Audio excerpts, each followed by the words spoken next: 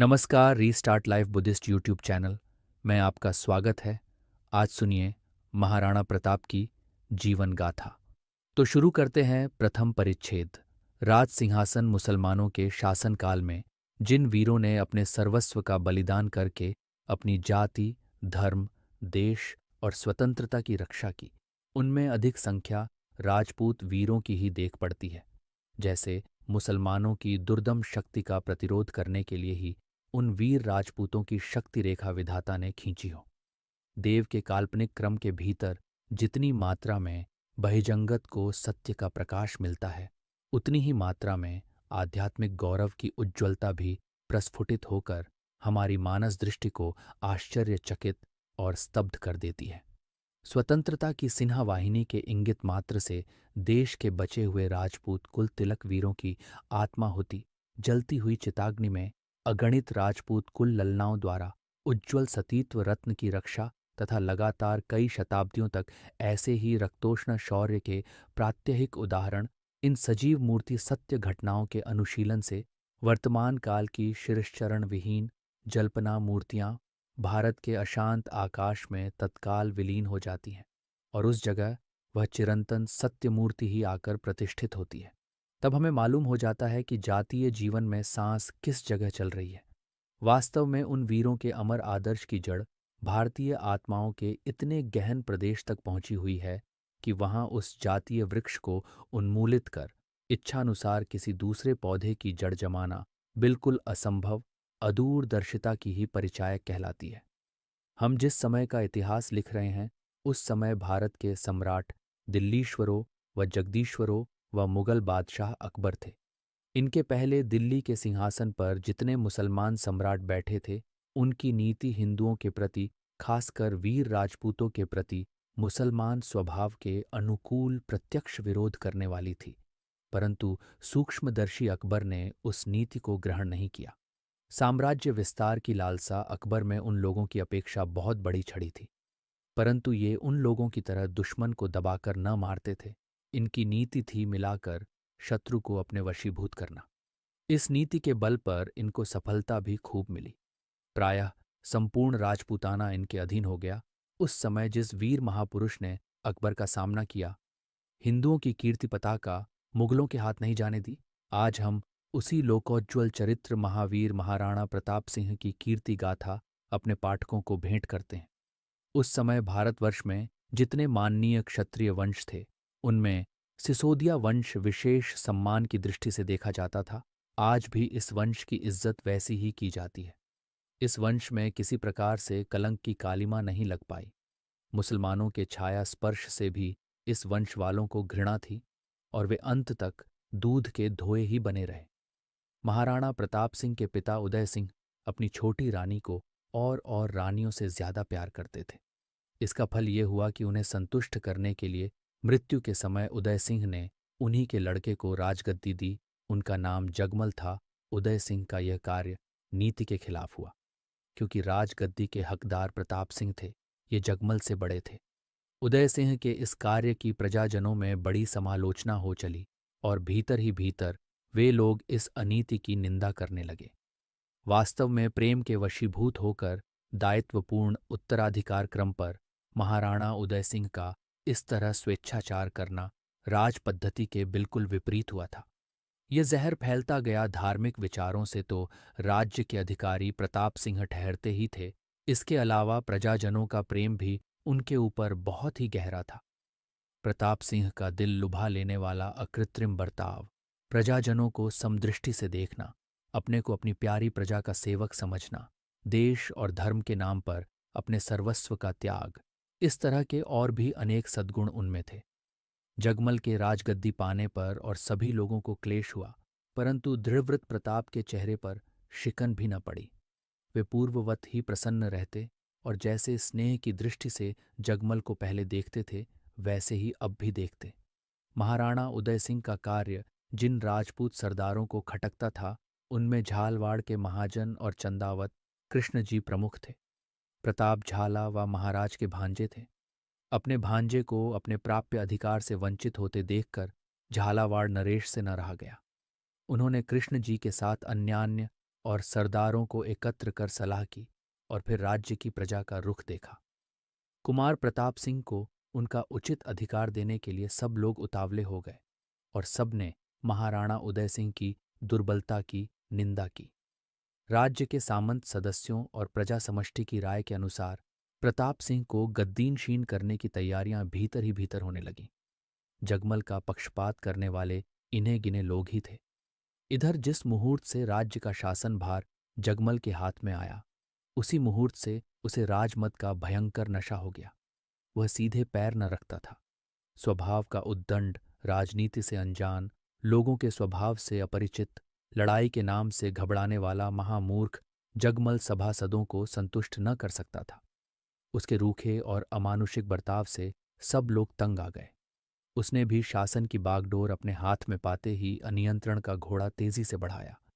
फल ये हुआ कि अपने सवार को लेकर घोड़ा कुराह चलने लगा, कांटों और झाड़ियों में अड़ने लगा। जगमल की स्वतंत्रता ने घोर अत्याचार का रूप धारण किया। उससे सभासद सरदार राजपूतों के दिलों में सख्त चोट लगी। कुछ एक ने तो घबराकर राज्य में ही रहना छोड़ दिया। राज्य में इस तरह के उपद्रव देखकर स्वदेश के सहृदय भक्त प्रताप से न रहा गया। एक दिन वे जगमल के पास गए और बड़े स्नेहपूर्ण शब्दों में समझाते हुए कहा, जगमल, ईश्वर की इच्छा से आज तुम विशाल जनसमूह के शासक हो, लाखों मनुष्यों के भाग्य विधाता हो, परंतु तुम्हें स्मरण रखना चाहिए, अधिकार के माने से नहीं है कि स्वेच्छाचार किया जाए। निरपराध मनुष्यों से तुम अपनी शक्ति की चाह तो देखो तो सही। तुम्हारे अनेक सभासद राज्य छोड़कर चले जा रहे हैं। क्या अत्याचार करके तुम अपनी प्रजा को संतुष्ट करोगे? तुम्हें अपना स्वभाव बदलना चाहिए। समय बड़ा नाजुक है। अगर तुम नहीं सुधरे तो तुम्हारा और तुम्हारे राज्य का भविष्य फल बड़ा विस्मय होगा।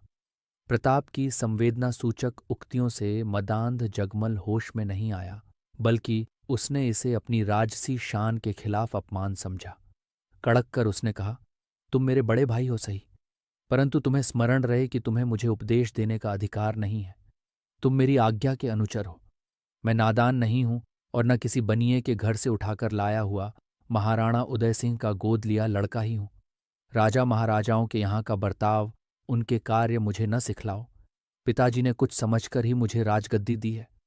प्रताप, जगमल, जगमल, प्रताप, तुम महाराणा की शान के खिलाफ पेश आए हो। तुम्हें मैं इसका यथोचित दंड दूंगा। तुम आज ही मेरे राज्य की सीमा से बाहर हो जाने का प्रबंध करो। एक प्रकार के सम्मान के ज्ञान ने प्रताप की आंखों को बरबस झुका दिया। वे चुपचाप वहां से चल दिए। उस समय इधर उधर से कुछ नौकर प्रताप और जगमल की बातों को कान लगाए सुन रहे थे। जगमल की कठोर दंडाज्ञा को सुनकर सब चौंक उठे। ये सबको बुरा लगा। वे आपस में जगमल की नीचता की समालोचना करने लगे। धीरे धीरे फैलती हुई बात सरदारों के कानों तक पहुंची। उधर प्रताप ने किसी दूसरे से कुछ भी न कहा, जैसे कुछ हुआ ही न हो, परंतु उनकी मुखाकृति उत्तरोत्तर गंभीर होती गई, जैसे प्रभात के सूर्य रश्मि पर मेघों की छाया आ पड़ी हो। प्रताप अपने अश्वागार में गए और घोड़े को कसने की आज्ञा दी। इधर सरदारों को जगमल की निष्ठुर आज्ञा का हाल मालूम होते ही सबके सब प्रताप को खोजने लगे। प्रताप नगर को पार कर कुछ दूर चले गए थे। उस एकांत स्थान में चंदावत कृष्ण ने प्रताप को पीछे से पुकारा। प्रताप ने भी घोड़े को रोक लिया। बहुत समझाने पर चंदायत कृष्ण के साथ वे लौटे। प्रायः सभी सरदार जगमल से नाराज थे। प्रताप के लौटने पर चंदावत कृष्ण ने जगमल की नीचता का प्रमाण पेश करते हुए उसे राज्य संचालन करने के अयोग्य ठहरा। गद्दी से उतार उस पवित्र सिंहासन पर सिसोदिया कुल सूर्य पावन चरित्र महाराणा प्रताप सिंह को बैठाया और उनकी अधीनता में रहकर राज्य का संचालन और अपनी जाति, धर्म और देश की रक्षा करने की प्रतिज्ञा की। सब सरदारों ने एक स्वर से महाराणा प्रताप सिंह की जय घोषणा की। महाराणा प्रताप सिंह के शासन भार ग्रहण करने का संवाद पा राज्य की समस्त प्रजा को हर्ष हुआ। सब लोग अपने नवीन महाराणा को अनेक प्रकार की भेंट देते हुए अपने हृदय की निश्चल सेवा की सूचना देने लगे। महाराणा प्रताप के राज सिंहासन पर बैठते ही मानो राज्य के शरीर में एक नवीन जीवन का संचार हो गया। चारों ओर सजीव स्फूर्ति का कलरव होने लगा। द्वितीय परिच्छेद। शक्ति सिंह प्रताप के ही छोटे भाई थे, परंतु शक्ति सिंह और प्रताप सिंह की प्रकृति में जमीन आसमान का अंतर था। दोनों एक ही वायुमंडल में पले और एक ही पिता के पुत्र थे। फिर भी अलक्ष्य अदृष्ट की माया से दोनों स्वभाव में एक दूसरे के बिल्कुल विपरीत थे। प्रताप की उदार और गंभीर प्रकृति पाठकों को मालूम हो ही चुकी है। शक्ति सिंह उद्दंड, हठी, खूनी स्वभाव के मनुष्य थे। प्रतिहिंसा का सजीव पुतला इन्हें कहिए तो अतिशयोक्ति न होगी। इनमें दोष जो था वह यही था, अन्यथा वीर वे प्रताप की ही तरह थे।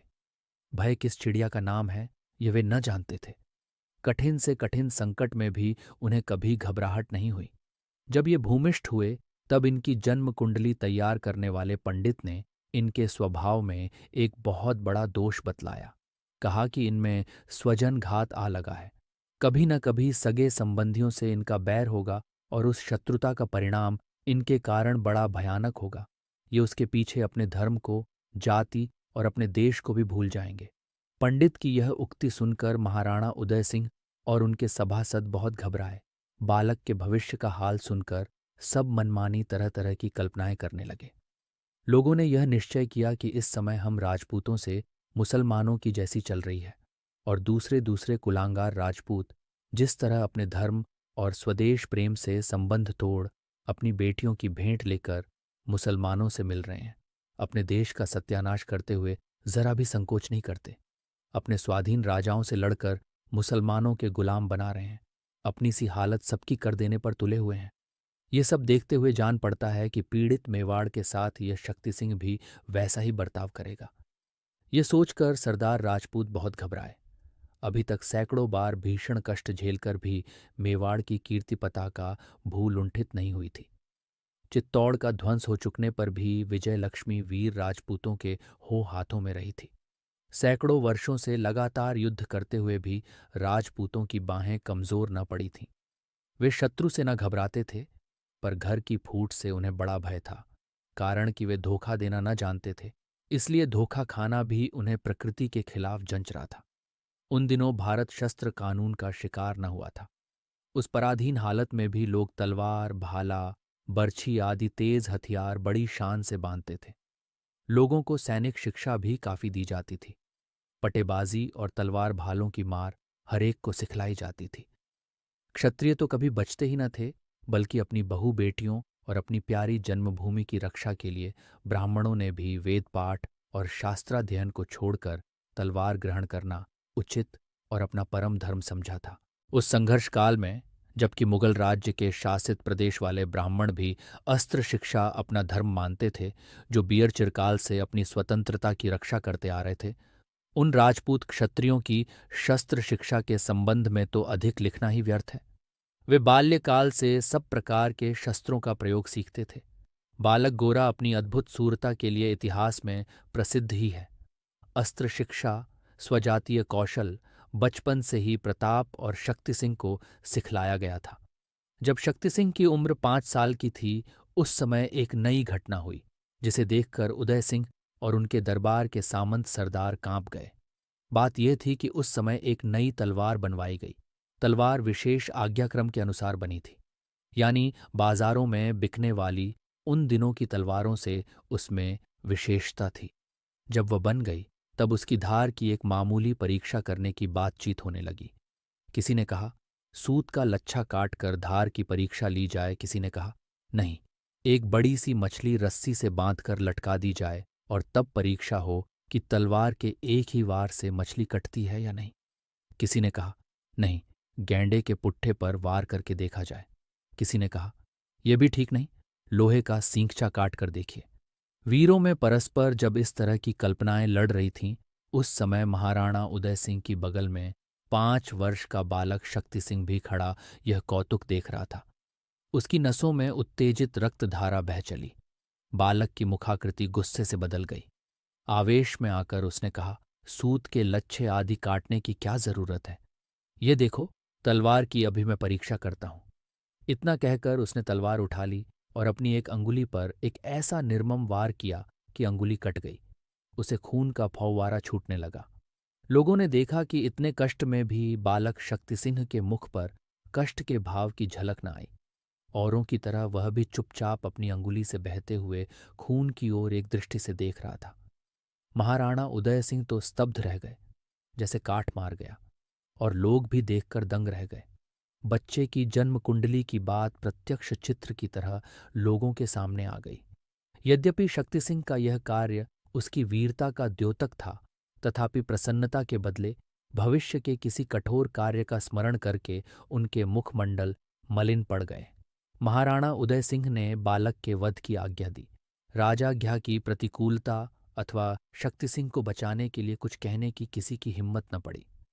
सब लोग चित्र की तरह खड़े देखते रहे। जब घातक शक्ति सिंह को वध भूमि की ओर ले चलने पर तैयार हुआ, तब सालुम्बा सरदार के हृदय में शक्ति सिंह को देखकर दया आ गई। उन्होंने हाथ जोड़कर महाराणा से प्रार्थना की, महाराज, बालक निर्दोष है, परंतु मैं महाराज की आज्ञा की प्रतिकूलता नहीं करना चाहता। केवल एक प्रार्थना है, महाराज उसे पूरा करें। अब तक महाराजा की छत्र छाया में रहकर अनेक प्रकार के सुखोपभोग मैंने किए हैं। मेरी कोई भी इच्छा महाराज की कृपा से अपूर्ण नहीं रही। आज एक और अभिलाषा हृदय में उठ रही, महाराज, उसे भी पूरा करें। उदय सिंह कुछ देर तक एक दृष्टि से सालुम्ब्राधिपति को देखते रहे। उस करुण मुहूर्त में सालुम्बाधिप जैसे उनके प्रिय पात्र किस अभिलाषा की पूर्ति के लिए प्रार्थना कर रहे हैं, ये उनकी समझ में न आया। स्नेहपूर्ण शब्दों में उन्होंने कहा, सालुम्बाधिप, इतनी उलझनदार प्रार्थना किस कोटि की होगी यह सोचकर भी न समझ पाया। आप खुलकर कहें, आप जैसे राज्य के शरोमणि सरदार की प्रार्थना अवश्य ही पूरी की जाएगी। उदय सिंह को इस प्रकार वचनबद्ध होते हुए देखकर सालुम्बाधिप को पूर्ण विश्वास हो गया। प्रार्थना की जो रुकावटें थीं वे भी न रहीं। उन्होंने विनीत शब्दों में कहा, महाराज, आपकी कृपा से मुझे सब प्रकार का सुख और सब प्रकार की संपत्तियां प्राप्त हैं। धन, जन, बल, वैभव, प्रभुता सब मुझे मिल चुकी है। कमी केवल एक बात की थी, जिसकी पूर्ति अब ईश्वर की इच्छा पर ही थी। परंतु आज महाराजा स्वयं ईश्वर के आसन से मेरी उस अपूर्णता को पूर्ण कर रहे हैं। मैं सविनय निवेदन करता हूं कि दुर्भाग्यवश मेरे कोई संतान नहीं है। आज जिस राजकुमार शक्ति सिंह को प्राणदंड की आज्ञा दी गई है, उसे ही मुझे पुत्र के रूप में महाराज दान देने की कृपा करें। चंद्रावत गोल का दीपक गुल हो रहा है। इस बालक के द्वारा महाराज उसकी ज्योति बढ़ावें। मैं इसे ग्रहण कर पूर्वजों की पिंडोदक क्रिया की रक्षा करूंगा। उदय सिंह सालुम्बाधिप की प्रार्थना का अनुमान भी नहीं कर सके थे। उनके शब्दों को सुनते ही इनके हृदय को बड़ा क्षोभ हुआ। जिस कांटे को राजपूतों के सिसोदिया वंशवृक्ष से निकाल देने के लिए उन्होंने अपनी राजसत्ता का सबसे बलवान प्रयोग किया था, वह कांटा रह ही गया। क्षत्रियों का सर्वस्व चाहे नष्ट भ्रष्ट हो जाए, परंतु वे अपने अमूल्य शब्दों की अवश्य रक्षा करते हैं। ये धार्मिक विचार महाराज की राजशक्ति का विरोध कर हृदय में प्रबल भावी विपद की सूचना देने लगा। महाराज सहम गए, परंतु लाचार थे। तत्काल उन्होंने दंडाज्ञा वापस ली। शक्ति सिंह के प्राणों की रक्षा हुई। उन्हें सालुम्बाधिप अपने यहाँ ले गए और धर्मपुत्र की तरह उनका पालन पोषण बड़े आदर यत्न से करने लगे। विधाता की प्रगति का निर्णय करना बड़ा हो कठिन है। उसी की इच्छा से वृद्ध सालुम्बाधिप के एक पुत्र हुआ। जब से इस बालक का जन्म हुआ, तब से ये एक विशेष चिंता में पड़ गए। इनकी संपत्ति पर धार्मिक दृष्टि से उस सद्य प्रसूत बालक का ही अधिकार था। उधर शक्ति सिंह को विख्यात महाराणा के वंश से अपने पुत्र के रूप में वे पहले ही ले चुके थे। यदि पुत्र को संपत्ति का अधिकारी बनाया जाए तो शक्ति सिंह को साधारण सी संपत्ति का कितना अंश देना उचित होगा, उतने में शक्ति सिंह को संतोष होगा या नहीं। इस तरह की भावना में उनकी मानसिक परिस्थिति चंचल रहा करती थी। दूरदर्शी प्रताप सिंह को भी सालुम्बाधिप के मानसिक विक्षेप का कारण मालूम हो गया। शक्ति सिंह के संबंध में उनके जन्म पत्रिका काल में जो कुछ कहा गया था उसे भी जानते थे, परंतु इस स्थल में उन्होंने शक्ति सिंह के गृह विरोध की चिंता नहीं की। सालुम्ब्राधिप के मन की चंचलता को दूर करने के लिए उन्होंने शक्ति सिंह को अपने पास बुला लिया। दोनों भाई आनंदपूर्वक एक ही महल में रहने लगे।